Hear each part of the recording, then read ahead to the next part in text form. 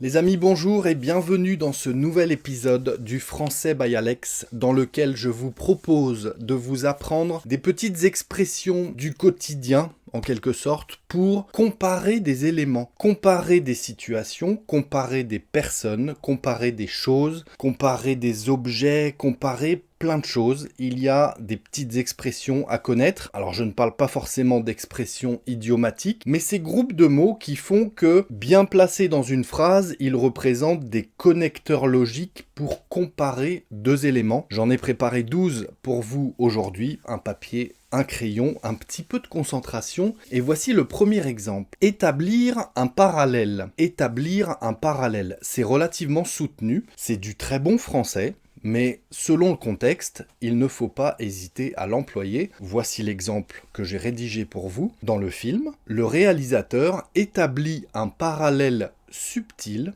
entre le personnage principal et un oiseau en cage, illustrant ainsi la notion de liberté et de confinement dans différentes facettes de la vie. Je répète l'exemple. Dans le film, le réalisateur établit un parallèle subtil, d'accord ? Une comparaison subtile entre le personnage principal et un oiseau en cage, illustrant ainsi la notion de liberté et de confinement dans différentes facettes de la vie. Établir un parallèle, si vous utilisez cette expression, franchement, moi j'adore. Établir un parallèle, c'est une très jolie expression, il ne faut pas hésiter à l'employer. Deuxième expression pour vous, pour comparer deux éléments. L'un comme l'autre. L'un comme l'autre. Dans une relation de couple, il est crucial que les deux partenaires se comprennent et se soutiennent l'un comme l'autre pour maintenir une connexion solide et épanouissante, une certaine balance dans le couple, vous avez compris. Dans une relation de couple, il est crucial que les deux personnes se comprennent et se soutiennent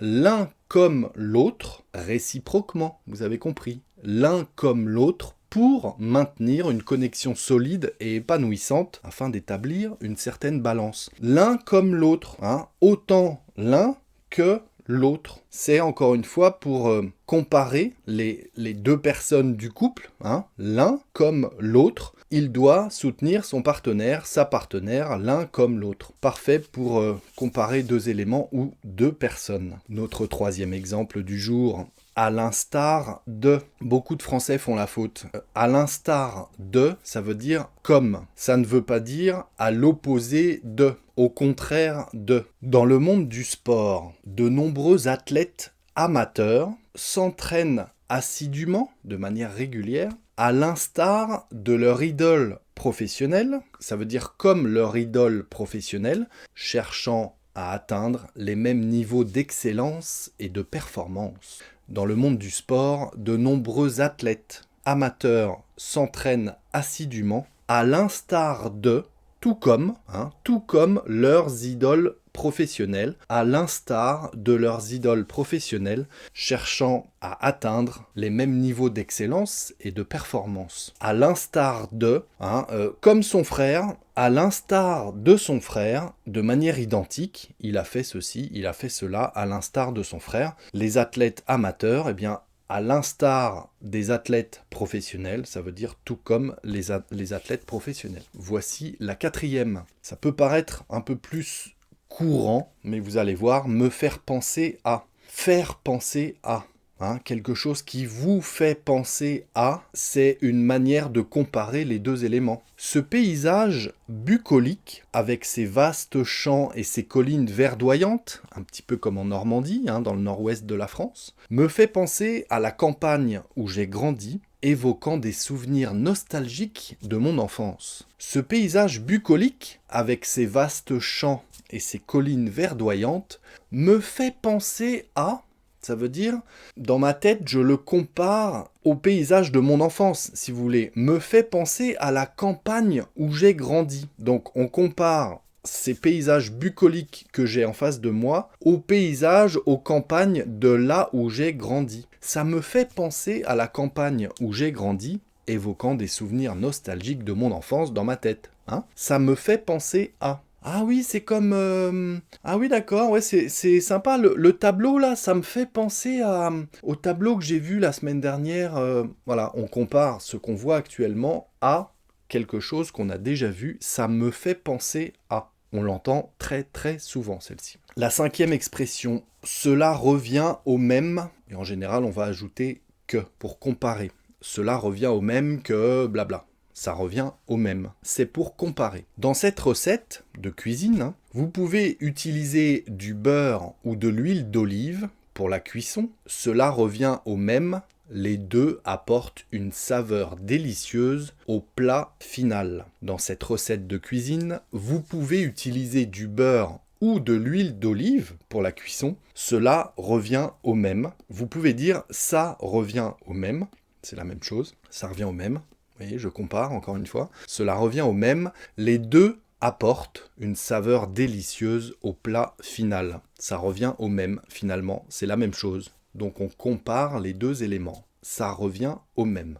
La sixième. Ça ne te rappelle pas blablabla quand vous discutez avec quelqu'un, vous voyez, vous parlez de quelque chose ou vous constatez une situation et vous dites à votre ami, à votre interlocuteur, ça ne te rappelle pas blabla. Donc voici l'exemple. En voyant ce vieux manoir abandonné, pas un château, mais une très très grande maison, hein, un manoir, en voyant ce vieux manoir abandonné, ça ne te rappelle pas le film d'horreur que nous avons regardé l'autre jour? Enfin, un peu peur, les manoirs abandonnés. En voyant ce vieux manoir abandonné, à côté d'une forêt très sombre, ça ne te rappelle pas le film d'horreur que nous avons regardé la semaine dernière à la télévision? Ça ne te rappelle pas? Est-ce que tu réussis à faire le lien, à comparer ce manoir avec celui que nous avons vu dans le film d'horreur l'autre jour à la télévision? Ça ne te rappelle pas? C'est une manière de demander à quelqu'un si il ou elle réussit à comparer les deux éléments devant ses yeux et dans le passé. Ça ne te rappelle pas blablabla?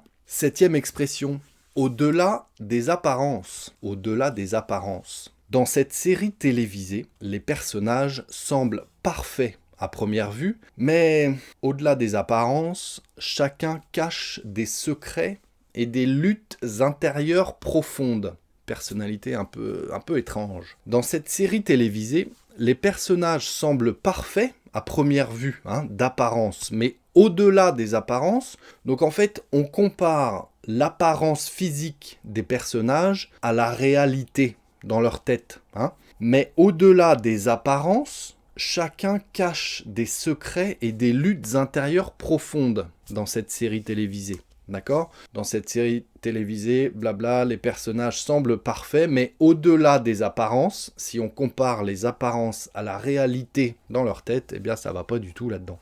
Ok? Au-delà des apparences. Donc c'est comparer une apparence à une réalité, à des sentiments, à des opinions. Voilà, au-delà des apparences. Huitième expression, une analogie ou des analogies. Dans son discours, l'orateur a souligné des analogies frappantes, ça veut dire évidentes, des analogies frappantes entre les défis économiques actuels et ceux rencontrés lors de la crise financière de 2008, mettant en lumière les leçons à tirer de ces situations similaires. Une phrase un petit peu compliquée qu'on pourrait lire dans les médias, mais c'est important de la comprendre. Dans son discours, l'orateur, on peut imaginer une personne du monde politique, par exemple, dans son discours, l'orateur a souligné des analogies frappantes. Ça veut dire des similitudes, des choses identiques. D'accord? Entre aujourd'hui et la crise financière en 2008. Donc il compare les deux périodes.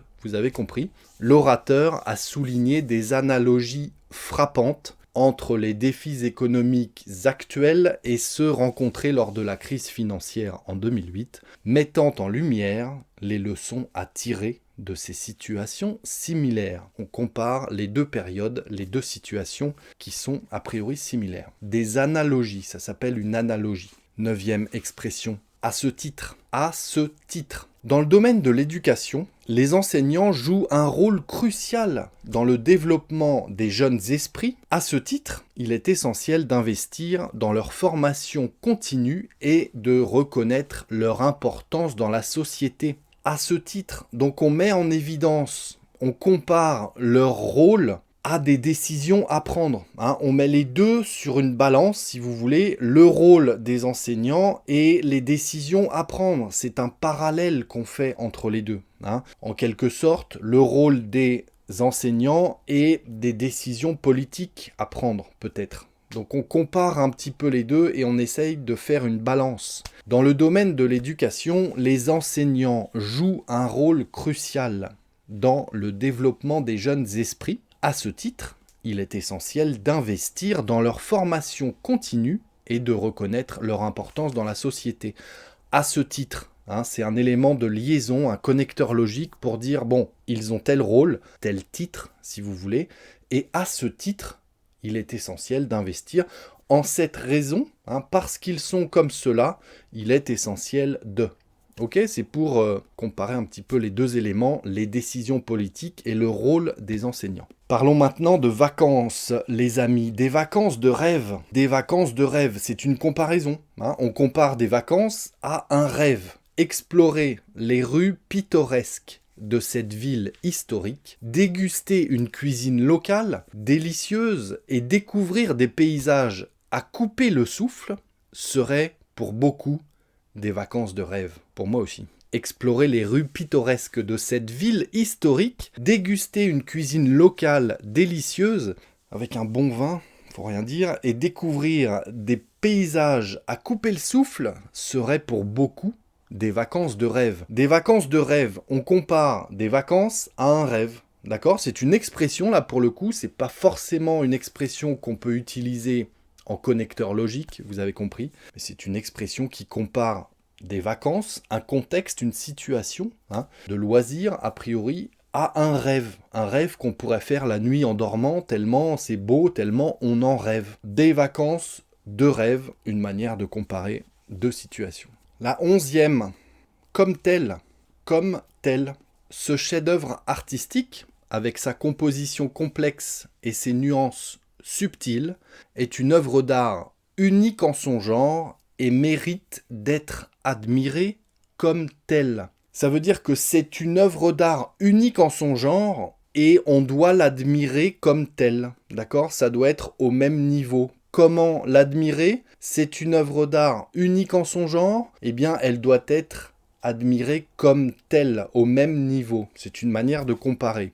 Comme telle, ce chef-d'œuvre artistique, une toile, une peinture, par exemple, avec sa composition complexe et ses nuances subtiles, est une œuvre d'art unique en son genre et mérite d'être admirée comme telle. D'accord ? Au moment de l'admirer, il faudra l'admirer comme étant une œuvre d'art unique. Par définition, une œuvre d'art, c'est unique, mais là, elle est vraiment unique en son genre. Elle sort vraiment de l'ordinaire. On ne peut pas la mettre dans une certaine catégorie, c'est vraiment atypique, on dit. Comme telle, c'est une manière de faire le lien entre l'état de quelque chose et ce qu'on devrait en faire de cet état. Pas facile, un petit peu subtil celle-ci, mais essayez de l'utiliser. Et la 12e et dernière expression du jour, de même que, ça c'est très couramment utilisé au quotidien. Bon, un exemple, la littérature classique offre une profondeur et une richesse de contenu, de même que les grands chefs-d'œuvre cinématographiques. Donc, de même que, on compare la littérature classique aux grands chefs-d'œuvre cinématographiques, tous deux nous transportant dans des mondes imaginaires et nous faisant réfléchir sur la condition humaine.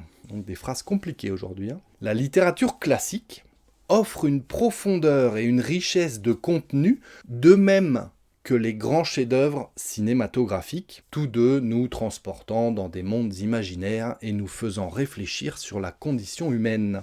De même que, donc là clairement c'est un connecteur logique pour introduire une comparaison. La littérature classique offre une profondeur et une richesse de contenu, de même que blablabla, vous comparez les deux éléments qui sont selon vous identiques, virgule, tous deux nous transportant dans des mondes blablabla. 12 expressions aujourd'hui, certaines vous pouvez les utiliser en tant que connecteur logique, d'autres moins, à vous d'essayer de comprendre ces subtilités. Comme toujours, j'attends vos exemples dans les commentaires, les amis. Si cette leçon vous a plu, les petits likes font plaisir, les petits pouces, hein, et puis ça m'aide, vous le savez, sur YouTube, je ne vous refais pas un dessin. Si ce n'est pas encore fait, pensez à vous abonner, et si vous en voulez encore, je vous invite à me suivre dans cette leçon.